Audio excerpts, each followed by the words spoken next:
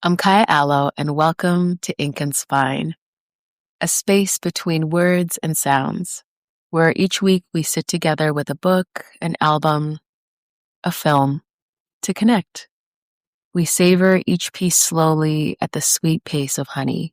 Today, I'm really excited about our very first episode, our first book, our first. And before I continue, I want to say thank you so much for joining me. It means a lot. Ink and Spine is intended to be a small pocket of sweetness in your day, so it means a lot that you would spend some time with me. Today, we feature the very first book in episode 1. Woohoo! And that book is Start With Yourself by the incomparable Emma Grede. Emma opens Start With Yourself by saying that she wrote the book that she wished she could have had earlier in her life. I feel so much resonance to the way she speaks about her upbringing, her grit, her tenacity, her perseverance, and all of the challenges that she's had to overcome to be where she is. Now, I want to be really clear with this podcast and its purpose and intent in that I'm not interested in critiquing any of the content that I'll feature. I choose things where I feel like there is sweetness to extract, sweetness to savor. This is a positive space because there's enough, I don't even know the word, enough hardship out there. I don't know about you guys, but in my everyday, it is so much rejection I can't even tell you. So many no's, and Ink and Spine is a place where possibility exists, goodness exists, a really helpful and grounded reminder, loading up on that honey and that energy to take forward into your week, whatever you need. I just really hope that this is a restorative and replenishing place. And creating this feels like such a reciprocal gift that in the creation, in the reading, in the watching, in the listening of whatever we're going to explore together, I'm nourished. And in return, I hope that it nourishes you. I'm definitely not a self-help podcast. There's plenty of those. I think I just want to keep things really simple. Sweetness, enjoying art, books, films, just to be reminded of the goodness that exists in humanity and out there. One of my favorite quotes of all time is, "The world I know is not the world. Give thanks every day for the internet because without it, I don't think I would have any examples of people that look like me who are not just surviving, but are actually thriving and living beautiful and full lives that are not, we shall overcome." So without further ado, let's get into the book together. I could not be more excited to start. I remember when I first read this book, all I could think about was how much I wanted to share in its insights, in its pearls of wisdom. And I'm doing that. I remember when I first read this book, actually, even when I first came upon Emma Grede many, many, many years ago, I was so fascinated by this woman, this force.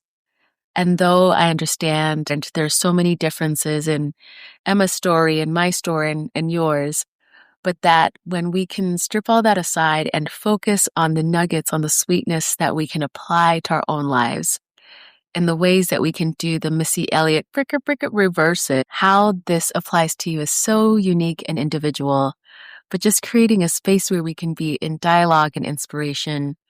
Even just thinking about it, I smile. At the beginning in the introduction, she talks about her upbringing and understanding as the eldest of 4 girls, that she became the father figure in the dynamic with their single mother. She says, "I recognized at an early age that it would be best for me to assume complete responsibility for myself. Rather than looking for people and factors to blame for why everything in my life was shaky and unstable, I decided to get on with it and do everything differently from the people around me to create safety and security for myself. I didn't have any mentors until I'd already become successful, but I looked for teachers everywhere. I followed my curiosity into as many books as I could, and I questioned everything, and I learned from every encounter. I love this because if this is not the most resonant part of the book at the very beginning, I don't know what is. I think for me, I'm so grateful because I don't have a mom, a sister, a dad, or anything like that to be able to ask, how do I navigate this? How do I move forward? There's no manual or blueprint or blooper. Recently saw a post that featured some clips of Virgil Abloh, may he rest in peace, where he's talking about how as long as he has an iPhone with above 8% charge, he has the world. And I'm trying to really change my perspective to see it that way, because that is true. With the internet, I'm able to connect with people, to find resources, to find music, inspiration, watch a sermon, or one of my favorite things, a sports doc, because God knows I love a sports doc. We're going to get into that throughout this podcast because I don't think I'm anything without sports documentaries. There's something so incredible about watching an athlete or anybody really overcome what is seemingly insurmountable odds. I use the reference of 2% viability or probability. And that's true for sports or anything. I give a shout out to the Knicks. They play game 4 and 29 points down, it could have been over. And they returned. And not only did they return, they came back and ended up winning game 4 in the NBA Finals. I am not a long-standing fan of any particular team in basketball. I think I just love the sport in general. I'm also so excited about what is happening in the WNBA. But the Knicks coming back from a 29-point deficit is something to celebrate. There is an incredible podcast that I'm going to link called She's So Lucky. And the host of that podcast did a really great job of asking Emma great questions about entrepreneurship, being a woman in business, being a woman of color, just being a human in general who is striving and has ambition. And I think that that podcast does an incredible job of focusing on that facet of things. But I want to focus on the softer side of things, the more human side of this. And I think that in reading the book, I do believe that Emma is clear about the world. And she does not pretend that the world has any kind of rose-colored tint on it. Still in the introduction, yes, the world is typically more difficult for women, for people of color, and poor people. And yes, I am and have been all three. And I just pause right there to say, Lord God, being all three, I would love to be relieved, especially of the poor part. But as I'm building, I am grateful to return back to starting with myself. What do I have and how can I make the most of it? Emma makes a consistent choice inside of the difficulty, in the rooms that she walks into, and that before she walks into the room, she is aware of the difficulty, but then she also focuses her energy on possibility. On page 27, Emma talks about fear, and she says, I've developed the ability to use my fear as a signal that there's something important on the other side. A psychiatrist named Fritz Perls, who puts it in a really helpful way. He says, fear is excitement without the breath.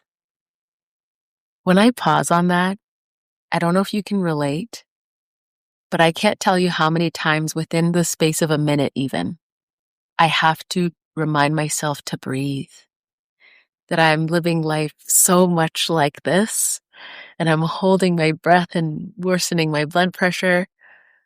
But when I remember breath, I can come back to myself, the trueness of myself.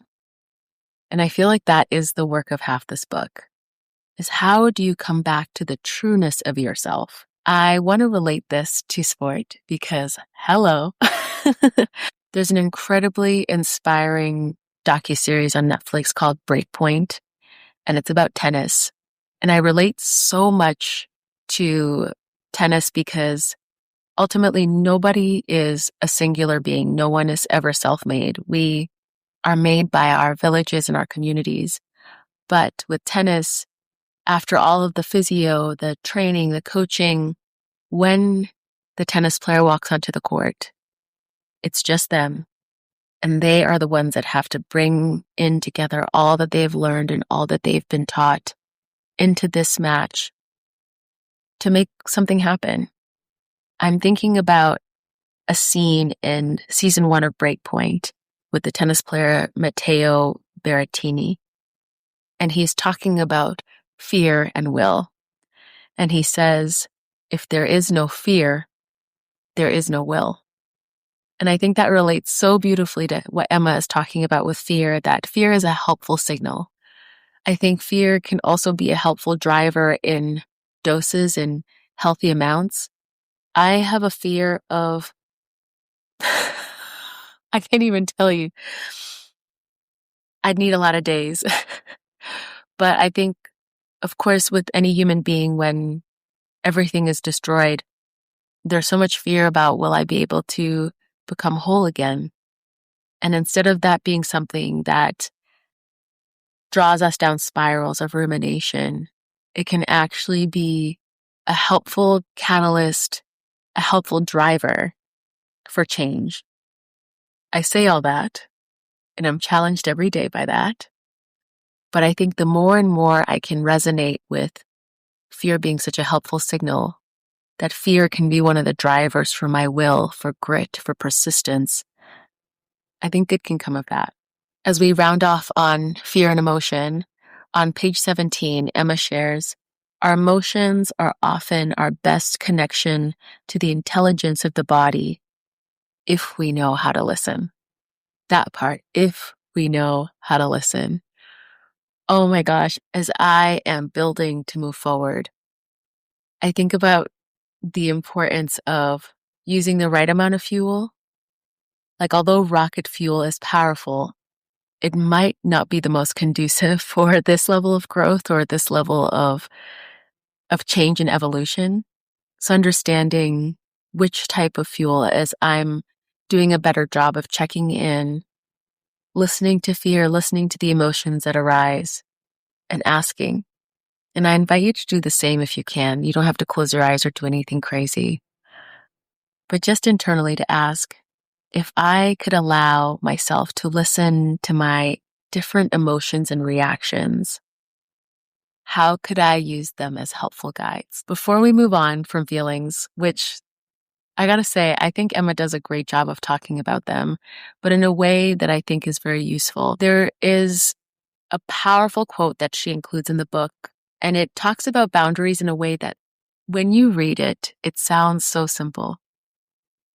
And I think I'm learning the distinction between simple and easy.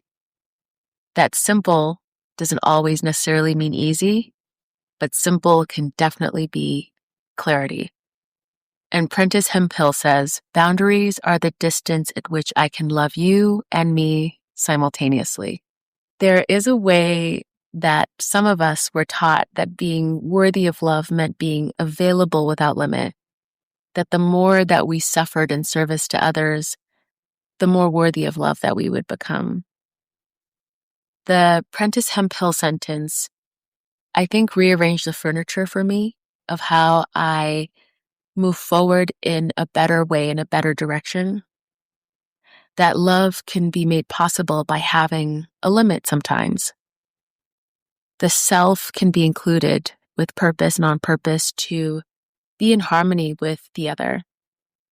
I am, as a wise friend would say, new here, and I'm learning what it means to factor myself as a being worthy of love in the same ways that I value those that I love.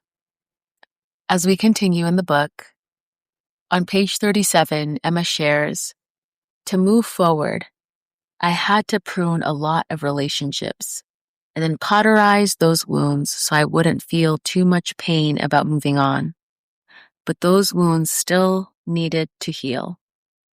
There's a lot of sadness that comes with slowly tending to that pain of loss. Wow. I just want that to sink in and just to sit. There's a song that comes to mind written by two artists, that I admire very deeply, Colin Carbonera and Blessing. And in their song Pruning, every time I listen to that song, it reminds me of the gardener's shears as they're taken to the branch that is dying so that sap can move on to branches that are still alive. As this tree is being more efficient and wise in how it is moving its energy and its sap. The cut is still a cut, and I think of another friend who shared some beautiful wisdom. Shout out to my homie Eddie. Eddie shared one of the most powerful things I've ever heard, and it relates to pruning and gardening. And he said to me once, if we walked past a garden that was being pruned, and flowers and plants and trees had voices and made sound, it would be a very unpleasant thing to walk past. It would be a lot of screams, a lot of painful sounds because it is surgery without anesthesia. But it's necessary. It's necessary to remove that which is sapping of energy, that the parts of us that have died, the relationships that are causing us to die. It's important to acknowledge that there is a necessity for pruning to happen. But I think that on page 37 in this quote, Emma does an incredible job of acknowledging the necessity to move forward, to prune, while also honoring the present when she says that there's a lot of sadness that comes with the slowly, because healing, no matter how hard we try, is never on our schedule. But that if we can honor that the tending is slow to that pain, that we can be mindful, intentional, and even loving in that pruning and that release to make way for new life in ourselves. I jump backwards a little bit to page 10, but on page 10, I reflect on another simple and powerful sentence that Emma shares, where she says that the chasm between vision and reality have become her bridge to build. That is the part of the book that I resonate with the most, is what it is to take such, to quote another reference, there's a book I read a couple of years ago called Extreme Ownership by Jocko Willink, a Navy SEAL. And the whole point of the book is kind of what Emma's talking about on a different level, of course, in a different context, and taking ownership and envisioning what lies ahead and where we are now, that we are actually the bridge that passes between, that brings life forward with us and for us. That is really powerful. The sweetness that I appreciate in this book is the acknowledgement of what is, what was, but clearing space so that the future can be filled with possibilities beyond our imagination. And for me, that is so powerful because I'm creating something I've never seen or experienced, but that doesn't mean that it's not possible. Something that Beyonce said in her Renaissance film that was so poignant and powerful. And she talked about how so much of her life and her drive and her growth had come from trauma. And how in this next phase of her life, as the Renaissance tour was coming to an end, we witnessed Beyonce experience this new evolution, this growth into another dimension, growth that is accessible to all of us. And she says, in this next phase of my life, I want growth to come from peace. I encourage you to continue reading. We're going to cover the second half of the book in episode 2, but I think this is a really great stopping point on chapter 5, Joy, in Emma's book, Start With Yourself. I can't wait to continue reading along with you guys and hearing what you think, but I'd love to hear what your thoughts are so far on the parts that we've covered. And if you haven't already, it's a good one. We move on to one of my favorite segments of this podcast called Sweet Reminder, a place where I feature acts of human grit, tenacity, greatness, impossible to the possible, similar to the Knicks coming back from a 29-point deficit to win.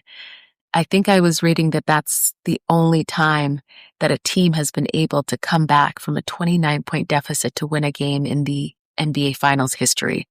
Please correct me if I'm wrong to any sports experts out there.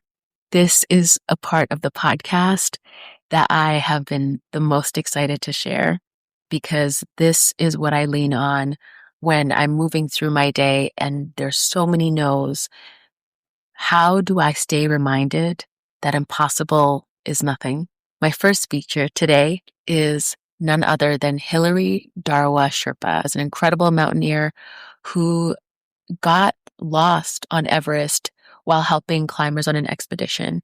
Hilary Darwa Sherpa survived 6 days, 6, in the death zone of Everest. Now, 6 days in the death zone of life is one thing, but 6 days in the death zone of Everest is something unheard of. Team had thought that it was over for Hilary Darwa Sherpa, and I encourage you to check out a creator who goes by Michelle versus Humanity, who did an incredible job of documenting the search, the rescue, the miracle that is Hilary Darwa Sherpa.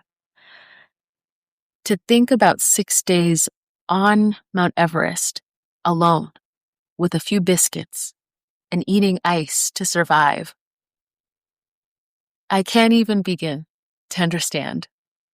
After Hilary Darwa Sherpa had fallen into a crevasse that was very deep and had caused injury, an avalanche occurred. And instead of this avalanche burying Hilary Darwa Sherpa, it created enough leverage out of this crevasse so that Hilary Darwa Sherpa could get out. Eventually, on the 6th day, folks that were cleaning up garbage on the mountain saw this figure in the distance crawling down not just any mountain. This is Mount Everest, y'all. The Mount Everest. Limited oxygen. I am so happy for Hilary Darwa Sherpa's family and loved ones, because I cannot even imagine what those 6 days must have been like for them on the other side. But I would love to one day hear from Hilary Darwa Sherpa himself to understand what was going through his mind in those 6 days, what kept him going, what kept him believing, because I can imagine how easy it would have been to just sit and quit. But instead, Hilary crawled down Mount Everest. I hope that this is a helpful, sweet reminder for you, though it's quite extreme. But I hope that you are reminded of the Mount Everest that are in your life, the things that seem insurmountable. And as you return back to the authenticity that is you, beyond all that seems impossible, what is in you that can keep you going? That's today's sweet reminder. All right, how y'all doing? Y'all doing good? Y'all all right? As we near the end, thank you for spending a little bit of time with me. I want this podcast to not just be helpful, sweet reminders for the soul and the spirit, but I also want to offer practical produce, because being practical, for anyone that knows me, is one of the anchors of what makes me. My first recommendation is a doorstop alarm. Very practical, and I have it right here. Ta-da! This is it is it. I recommend this doorstop alarm in alignment with the theme of the book, Start With Yourself. For me, I have to think about safety in a lot of different ways in this phase of life. It slides under the door of whatever room you're in, whether it's a hotel room, whether it is your home. If the door is opened against the wedge, so this is the side that would face the door, and then this is the side that would face away from the door, there is a sensitivity component to this. It has high sensitivity, medium, or low. I have mine set to medium, which I won't test this today because I respect those around me. I have it on medium sensitivity, which essentially would set off an alarm loud enough that it would wake up probably my whole street. And then on the back, there's an on and off switch. So right now it's off. When this is activated in on mode, what would happen is when someone would open the door, this side of the door wedge compresses. It creates a stop to the door. An alarm that will wake up the whole street will be ignited because this button right here in the center would be engaged and activated. Not only does it allow you to be alerted, to wake up if you're sleeping, and also to alert those around you of any danger or any harm. It pairs so well with the book to start with yourself, to take care of yourselves. I'll make sure I link this in the description in the Substack newsletter. I hope you'll subscribe. Subscribe! You better subscribe. Thank you. But I'll make sure I link this so it's easily accessible. I got this one on Amazon, but I feel like there's probably many options out there. If there are other tips that you guys have to stay safe, I would love to hear about them. Please drop a comment, send me a DM, whatever the case may be, I'd love to hear from you. As we wrap up our very first episode together, thank you again for joining. I hope you'll subscribe, follow, like, share, do all the bits. Your support means the world. I leave us with something for you to carry forward, a question for reflection. I return back to fear. And with this new context that has been shared of fear from Emma's book, Start With Yourself, as well as the tennis player Matteo Berrettini about fear, how can you use fear to be a helpful catalyst in whatever challenge you are facing? Can it be supportive? Can it be helpful fuel? Can it even be a friend? This has been episode 1 of Ink and Spine. Again, my name is Kaya Allo. Thank you for joining. See you soon, sweetness.